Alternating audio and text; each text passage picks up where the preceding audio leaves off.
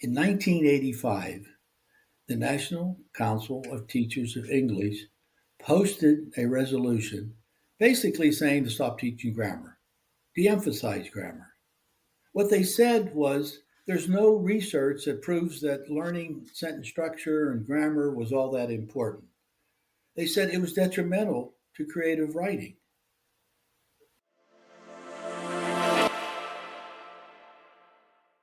Welcome to Innovating Education. I'm Dr. Riley Williams, and in each episode, we explore bold ideas and breakthrough strategies shaping the future of teaching and learning.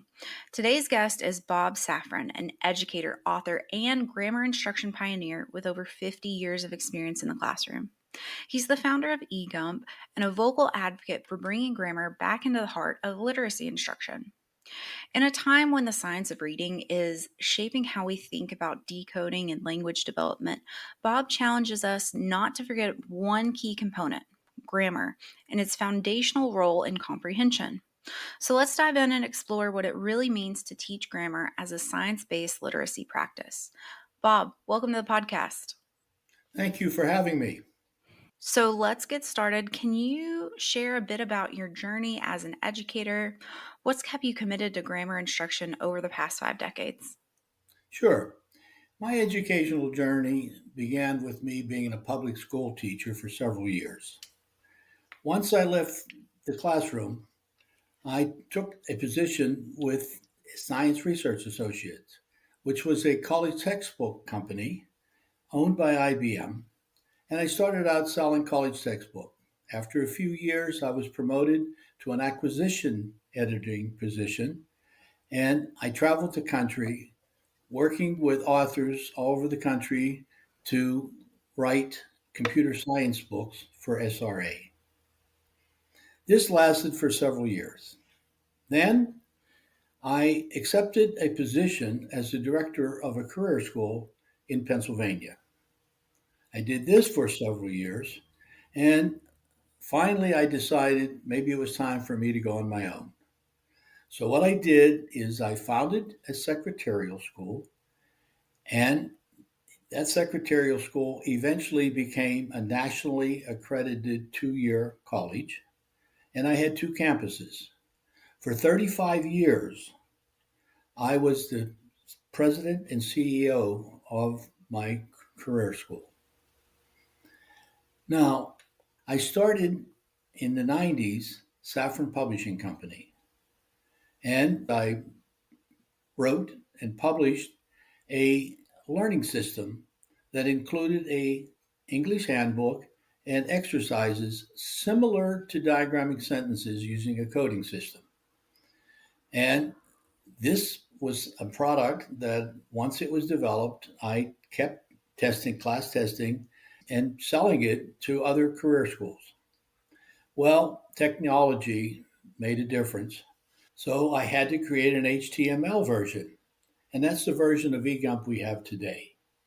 Okay, this version will work on any computer device and work on basically any platform. And it is being used by universities, high schools, and many, many, many homeschool families. And then finally, what I did was over the years, I held 4 academic competitions, which I called Grammar Bowls. And the first Grammar Bowl was at Hampton University in Virginia with college students. And I worked with the famous, at that time, famous 35-year on public TV commentator, Tony Brown. And together we did a great Grammar Bowl that received all kind of praise in the community. Well, I followed that up, and I had 2 Arizona Grammar Bowls, 8th and 9th grade students, sponsored by Grand Canyon University, highly successful. And then finally in Pennsylvania, I had a Grammar Bowl with 8th and 9th graders, which in York County, the county was called the White Rose City, and in Lancaster, it was called the Red Rose City. So I had the Grammar Bowl, the White Rose versus the Red Rose, highly successful. So that's pretty much my educational journey and my experience with education. Now, your second question was commitment to grammar. Wow. First of all, I didn't go to an elementary school in my day. I went to a grammar school. In those days, everybody referred to elementary school as grammar school. And when my grammar school, they drilled us with diagramming sentences. Very, very important. And I loved it. And to this day, I think it was one of the most important skills that I acquired. Let me tell you how it first helped me. When I started college, and I was starting at the end of each semester, when I had to take my final exam, I was praying that would be a blue book test, not a multiple choice true and false test where what's the difference between an orange, true or false. I wanted a writing test because when I could write in a blue book, I could get a higher grade. So that was the first thing that committed me to grammar. Then the second thing was when I was the acquisition editor in the office, firsthand, I found something interesting. All of the secretaries that had excellent proofreading, editing skills were continually promoted first. Who wants to have documents go out that aren't well written? So it was bad news for me because I had two great secretaries and I kept losing them. And I didn't want to lose them, but I felt good for them because they were moving up the ladder. So that was the second thing that impressed me. Well, then when I started my secretarial school, I said, how do I make my students competitive? Give them an advantage. And it was grammar. So I made grammar instruction one of the most important parts of their program. Boy, did it pay off. I had no problem. All of my students who graduated with good grammar skills were sucked up immediately. People wanted to hire them for positions. So that was it. And then the grammar bulls themselves. The results were phenomenal. I received testimonials from instructors. I received testimonials from students, from parents. And some of the testimonials were saying, my grammar was so good, I scored perfect or near perfect on the SAT and the ACT test. So, is grammar important to me? I don't see how it's not important. And so, yeah, I am greatly committed to learning grammar, and nobody should leave school without it. You've said that reading, writing, and arithmetic are the non negotiables of real learning. Can you unpack how grammar is interwoven with reading and writing development and why its absence might be weakening the impact of our literacy instruction? Absolutely. But you know what I really have to do? I have to explain to you what happened to grammar. Why? Why don't our students today know grammar? Well, here's what happened. In 1985, the National Council of Teachers of English posted a resolution basically saying to stop teaching grammar, de emphasize grammar.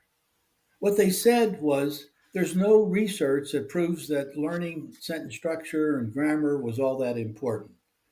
They said it was detrimental to creative writing. Okay? And I'm sitting here saying to myself, after all that stuff I just told you, how can that be possible? Well, let me tell you something. Here's what happened. After 2000, I think it was around 2000, the SAT and ACT started adding more grammar questions to their test. Now, let me tell you about in 2003, the National Commission on Writing, in a report called The Neglected R, called the writing of college graduates deplorable. And then what followed was there was a survey by the Society for Human Resource Management that found that nearly half of all graduates lack basic grammar and spelling. And then the National Assessment of Educational Progress, the NAEP, stated that three-quarters of both 12th and 8th graders lack proficiency in writing.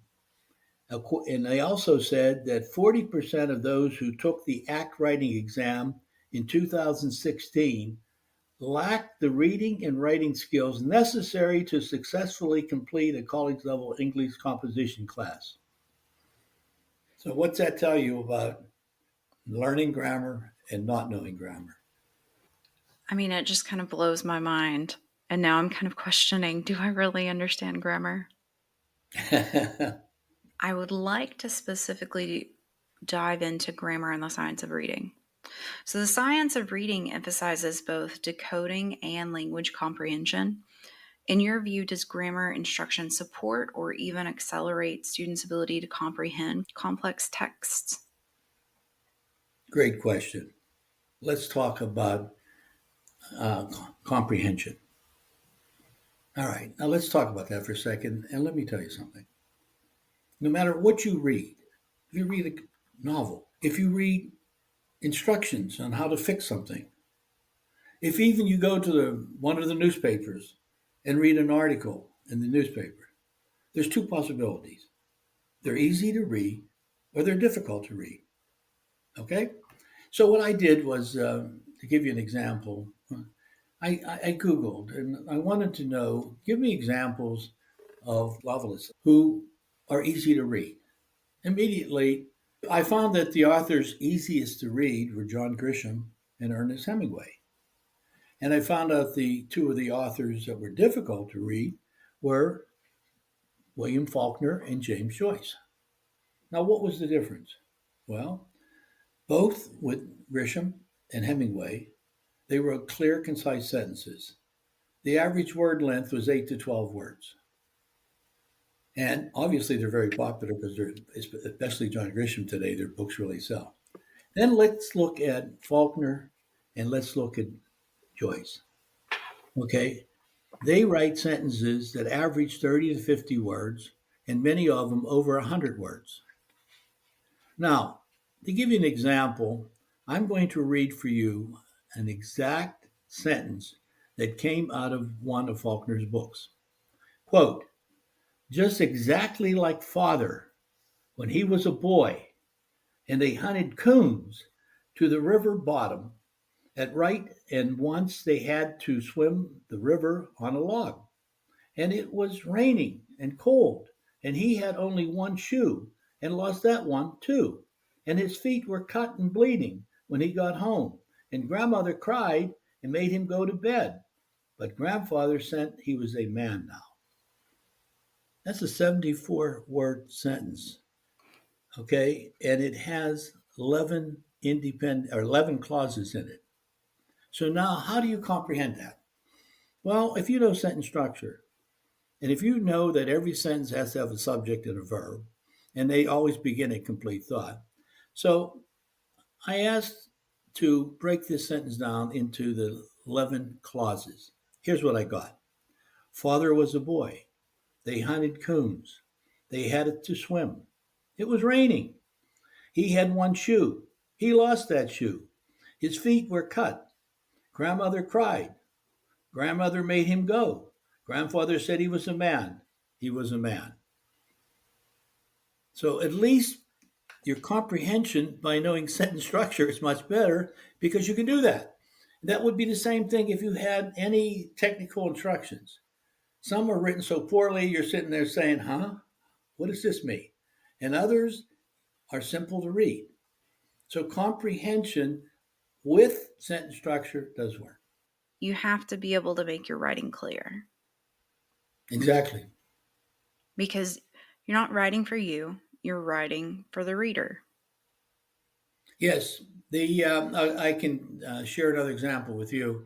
Are you familiar with the Deal Child readability test? No. Okay. Well, it's a test where they rate the reading level of different articles, paragraphs, and things like that.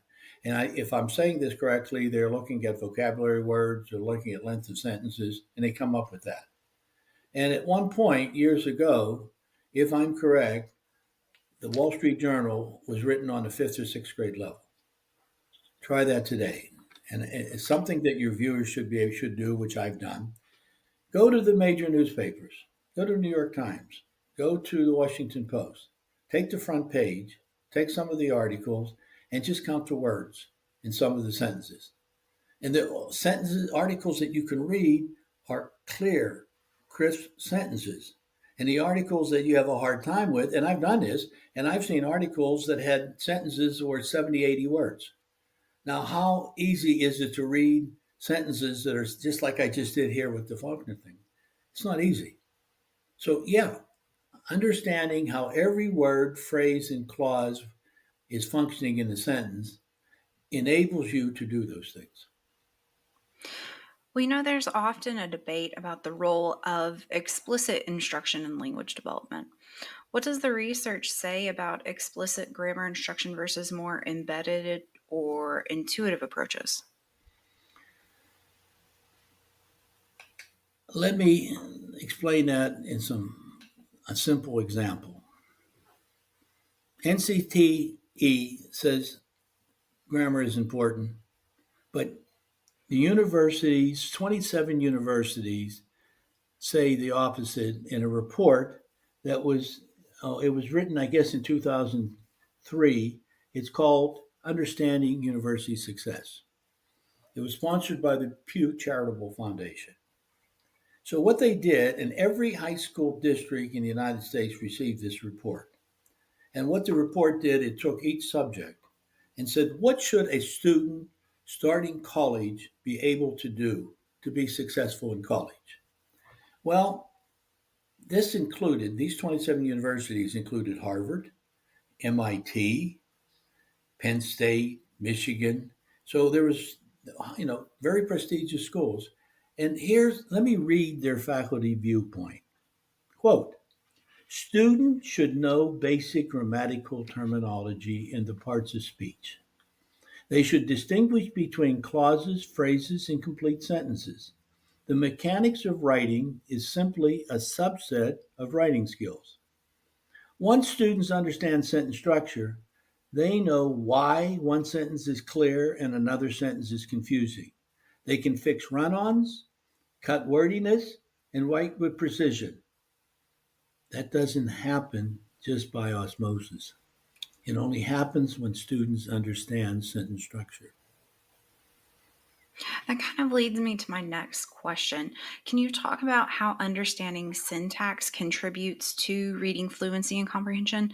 What are the developmental connections that we should be paying most attention to? That's an easy question to answer.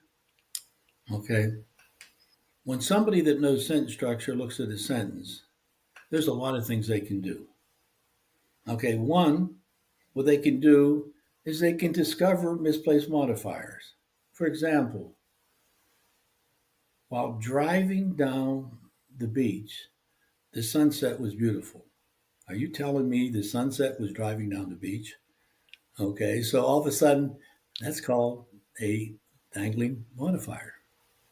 Okay, or when you take a sentence and you know the difference between a dependent clause and a positive phrase.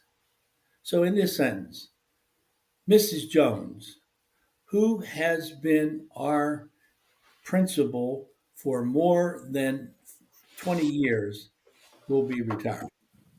Now, that adjective clause, who has been our principal for more than 20 years, 20 words, or 10 words, I'm sorry, and change it to a positive. Mrs. Jones, our principal for 20 years. So we go from 10 words to 4 words, and we're saying exactly the same thing. Well, because you understand sentence structure and you're able to look at a wordy sentence and you're able to reduce it, it's going to improve comprehension. It's going to make things easier. It's doing what John Grisham and Ernest Hemingway do versus Faulkner and Joyce. So, yeah, it's very, very important. Even further than that is the evolution of our texting. I won't even use a period in between certain sentences because culturally, and this is kind of for millennials, but culturally, if you put a period in a text, it's usually seen as aggressive. And so it's just all these run-on sentences, or maybe like a sentence and a smiley face, or a sentence and a heart, because that's how our language has changed so much, especially in the last 10 years. So, Bob, for our listeners, we talked a little bit about it in our first question, but can you really go in and explain EGUMPP? What is it? What are the principles behind it? And most importantly, how does it support our students? Absolutely.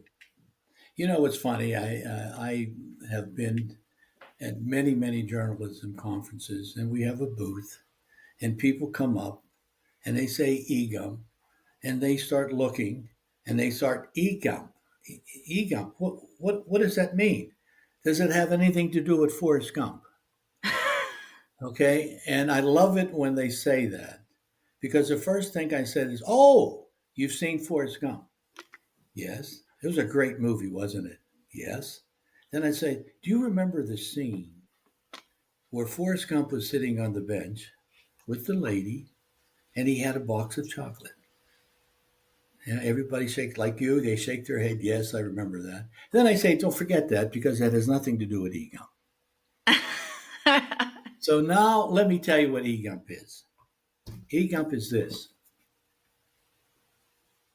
This, when I went to college, when we were supposed to know our grammar, and you went to buy your textbooks, they said get a English handbook as a reference. Not because you didn't understand grammar, but to make sure you punctuate, you did usage, you did everything correctly. This one happens to be the Little Brown Handbook, but there was the Warner Handbook and there was the McGraw-Hill Handbook. But guess what?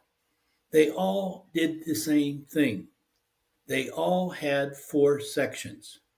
They had a grammar section, they had a usage section, they had a mechanics, writing mechanics section, and a punctuation section. What does that spell? GUMP. So they all had GUMP.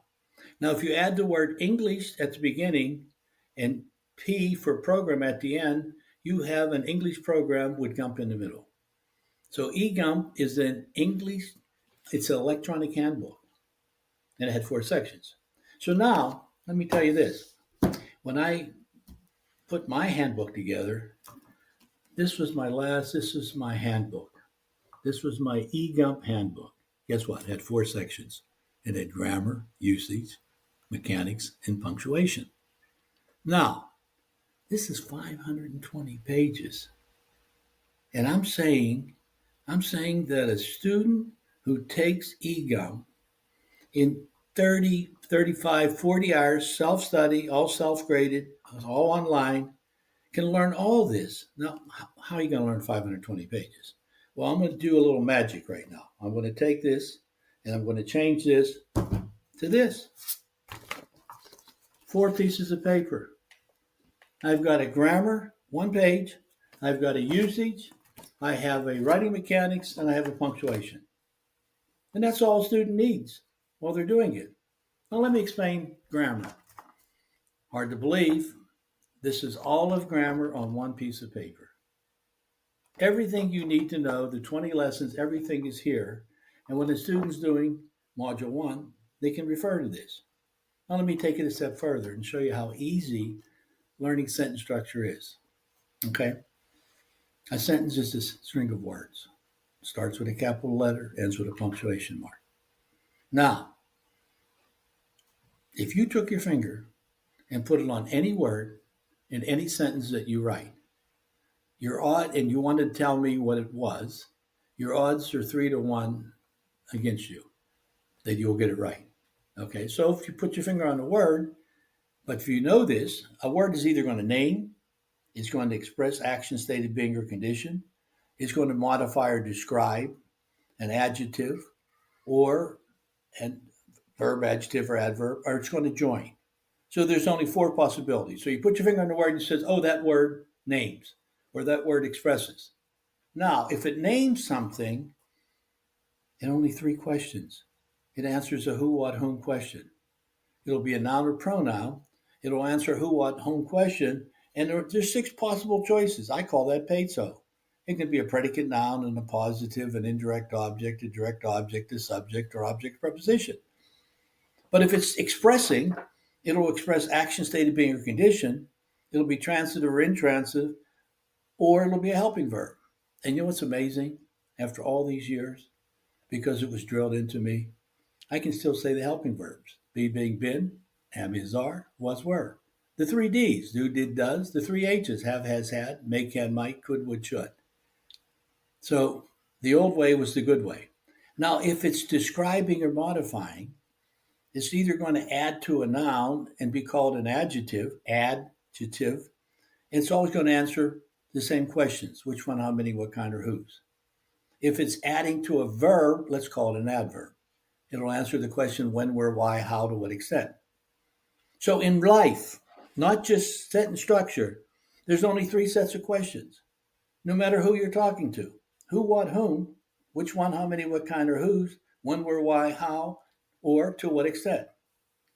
Now, if it's joining, it's what is it doing? If it's joining, it's connecting things. So it's either going to be a preposition or a conjunction. If it's a conjunction, coordinating conjunction, it's going to be the fanboys. It's going to be for, and, nor, but, or, yet, or so.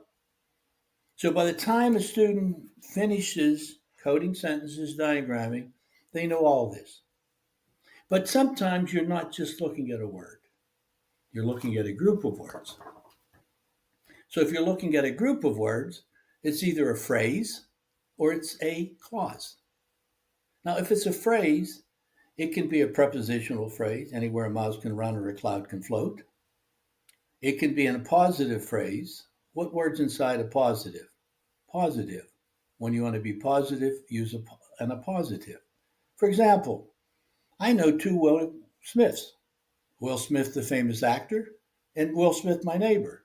So if I said to you, Will Smith called, would you know which one I'm talking about? But if I wanted to be positive, I'd use an appositive: Will Smith, my neighbor, called.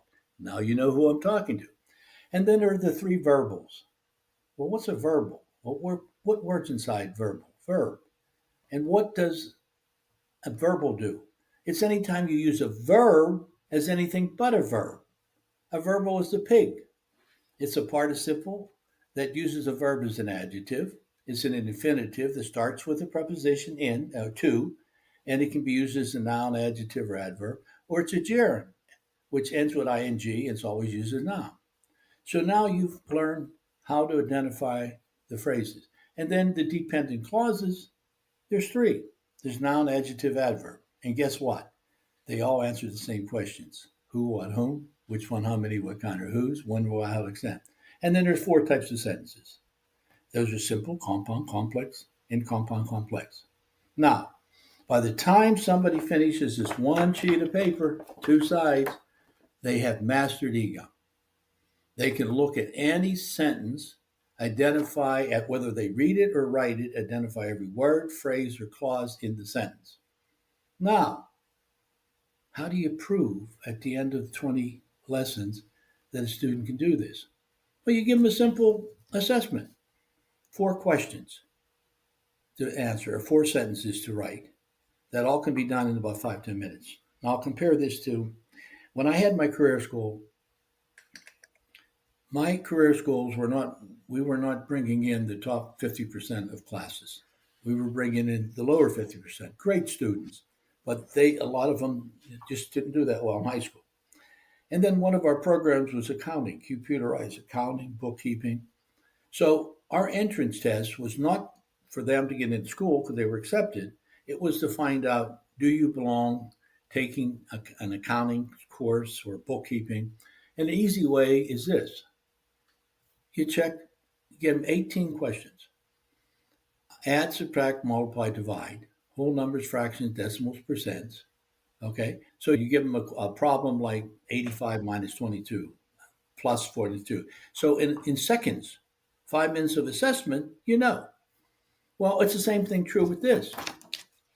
If there's only 5 phrases, if there's only 3 dependent clauses, and if there's only 4 types of sentences, that's 12. So if I gave 4 sentences, and this is what I did with my grammar bowl to qualify for the grammar bowl. Give me an example of a simple sentence with an appositive phrase and a prepositional phrase. Okay? Give me an example of a complex sentence with an adverb clause and an infinitive phrase. So I could use all 12 in 4 sentences, and within 5-10 minutes, I knew exactly if somebody understood everything was on the sheet. So I've always had a problem with the NCTE.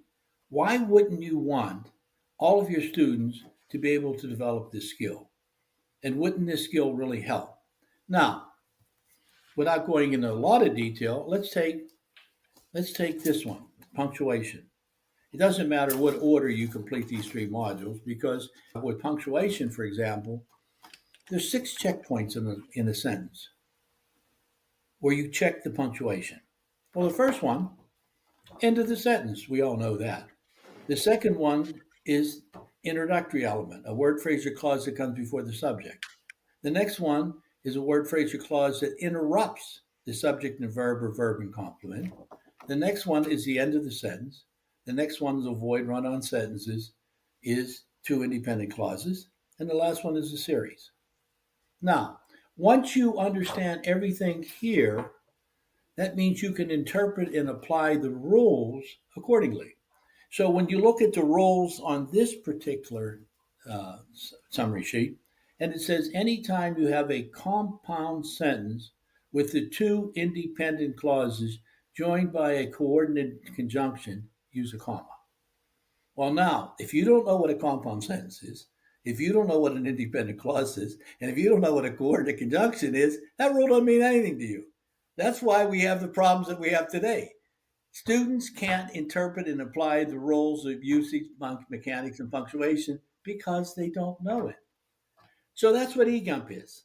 EGUMPP is a simplified way, self-grading, and the beauty is for the instructor doesn't even have to be perfect in grammar themselves or be proficient because they don't. Here's what they do. There's a help library in the instructor portal. And that help library is loaded with videos, instructions, and regular instructions, like written instruction. First of all, it shows the student how to get started. Second of all, it shows you how to accept students in a class, how to get a class started. Third of all, it has 6 reports for monitoring student progress. And then it also has a message. So you tell your students that you must score 91 to 100 in every lesson because every lesson has 4 exercises. It has a tutorial, it has what we call lesson reinforcement, it has a practice to mastery, which means like the timetables, you can take the over and over again until you master the word function, and it has the lesson review to make sure you understand everything from the previous lessons. Now, you tell your students that, hey, you have to do this. You have to be able to score 91 to 100%. Don't worry if it takes you 10 times, as long as you do it. That's like if you were learning multiplication tables. You wouldn't go to the 4 table until you mastered the 3 and the 2. So it's the same concept. Okay, so it's a piece of cake. And what we proved with our students in all our Arizona Grammar Bowls, they all learned this on their own. It was a piece of cake. So that's pretty much what EGUMPP is. An easy way to become totally proficient that somebody will spend the rest of their life, just like if they learned the multiplication tables, okay, they'll spend the rest of their life not having a problem adding, subtracting, multiplying, dividing. If they learn sentence structure, they can look at any sentence, they can make them easier to read, and they can comprehend difficult sentences. So, as we close out for the day, what is one key takeaway that you hope our educators walk away with from today's conversation? I'm going to give you 2 instead of 1, so you're going to have to hear both of them. Okay. The first one is this: teachers need to practice what the State Department of Education preaches. Now, what do I mean by that? What I mean by that is no matter what state that an instructor lives in, they need to go to their State Department of Education, look up their language art learning objectives, look up the grammar objectives, as I did, and I've got like, I don't know, 8 or 10 of them right here. I won't mention all the states, but it doesn't matter what state you go to. And they all basically say the same thing. Like this one particular says, by the end of 8th grade, They should use nouns effectively, use pronouns effectively, use verbs effectively, produce compound complex sentence using a dependent clause, subordinate conjunction, conjunction adverb, corrective conjunctions, coordinating conjunction. So I can go on with any of these states, and they all say the same thing.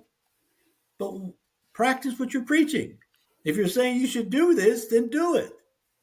My recommendation is that students should, just like I say with arithmetic, they should take an assessment test to make sure they can add, subtract, multiply, divide. They're not all going to be in algebra and higher math. Their minds aren't set, but they all are going to have to budget, do a budget or go into a department store and it says 20% off and be able to calculate those things in their head. They should all be able to go and write sentences, analyze those sentences, and make them better. So what I'm saying is, one, practice what they preach. And two, grammar, don't leave school without it. Get hooked on grammar with EGUMPP. So for our final question, for those who want to learn more about your work or explore the EGUMPP platform, where is the best place to connect with you? Very, very simple.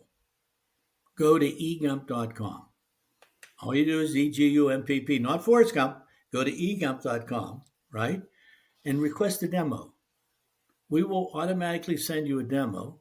You can play with the demo. And if you have any questions, schedule a Zoom call with us and we'll answer all of your questions.